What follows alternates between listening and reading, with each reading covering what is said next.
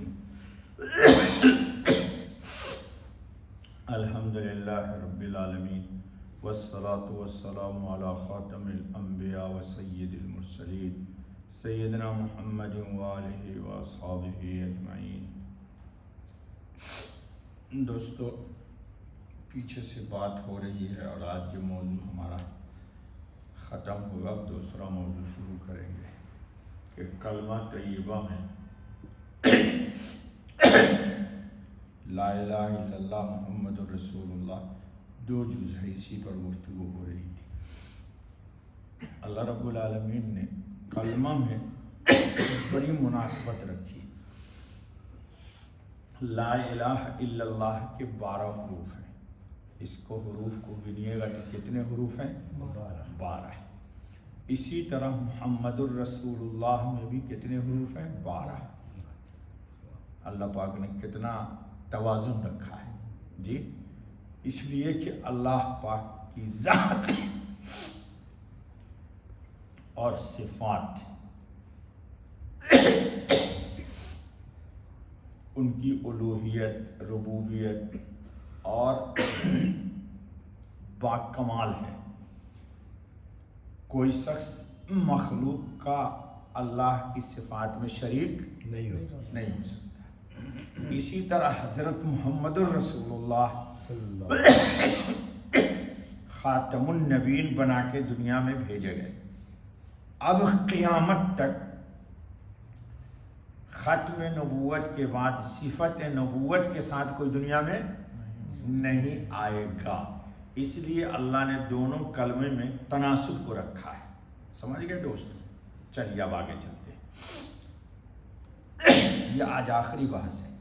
کلمہ طیبہ کا پہلا جز لا الہ الا اللہ ہے اور دوسرا جز بھی محمد رسول اللہ ہے۔ لا الہ الا اللہ میں کوئی نقطہ نہیں ہے، ذرا غور سے سمجھیے، اور محمد الرسول اللہ میں بھی کوئی نقطہ والا حرف نہیں ہے۔ کیا مطلب؟ قیامت تک یہ لفظ اسی طرح پڑھا جائے گا، اس میں اب کوئی لفظ شریک کر دیجئے تو یہ کلمہ پھر لا الہ الا اللہ نہیں پڑھا جائے گا۔ اسی طرح محمد الرسول اللہ میں اگر کوئی نقطہ والا لفظ لگا دیجئے تو یہ محمد الرسول اللہ پڑھا نہیں جائے گا۔ اب آدم علیہ السلام سے ہم لیتے ہیں۔ سب سے پہلے کون ہے؟ آدم علیہ السلام۔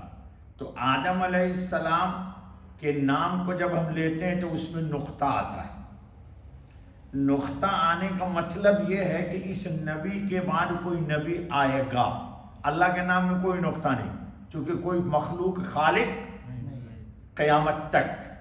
لیکن لا الہ الا اللہ اپنی جگہ رکھیے، اور آدم صفی اللہ، تو لفظ صفی کے اندر فا میں نقطہ آ گیا۔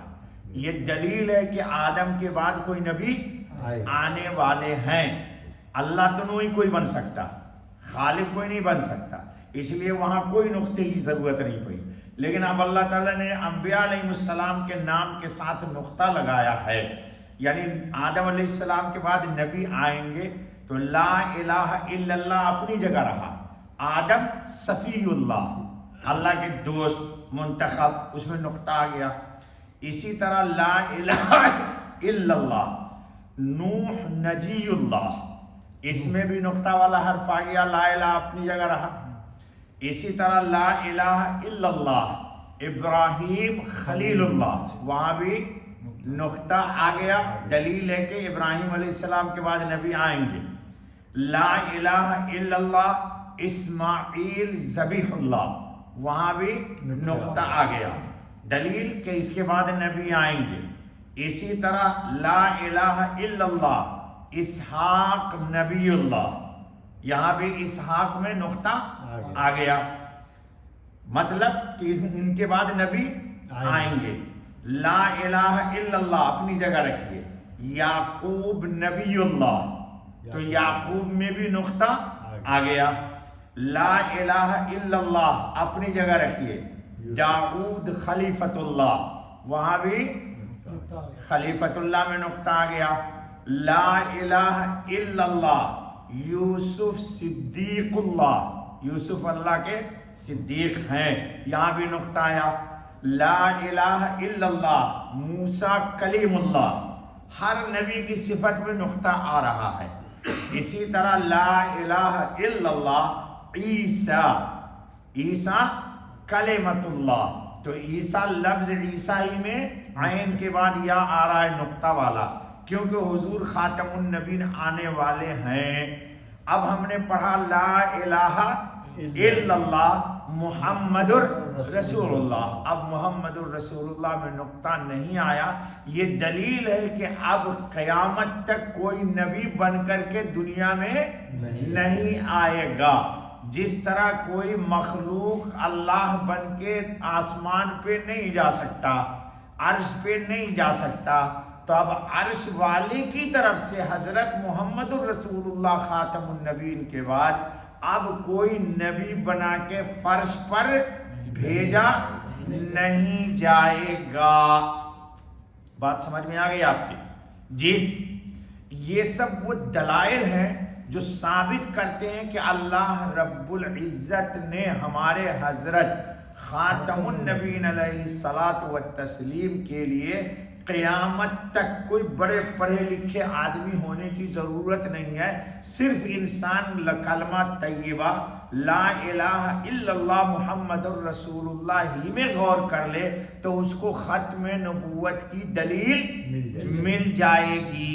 اسی لیے کسی شاعر نے بڑی پیاری بات کہی ہے، خوب نام محمد ہے اے مومنو، خوب نام محمد ہے اے مومنو، جس میں نقطہ بھی رب کو گوارا نہیں۔ جس طرح کہ لا الہ میں نقطہ اللہ کو گوارا نہیں، اسی طرح محمد الرسول اللہ میں بھی اللہ رب العزت کو نقطہ گوارا نہیں۔ اللہ رب العالمین ہے اور ہمارے حضرت محمد الرسول اللہ صلی اللہ علیہ وسلم رحمت للعالمین ہیں۔ کروڑوں قیامت تو برپا ہو سکتی ہے مگر کوئی مخلوق معبود نہیں بن سکتی۔ پہلے میں نے کل کہا دیا تھا کہ مخلوق میں معبود بننے کی صلاحیت نہیں ہے۔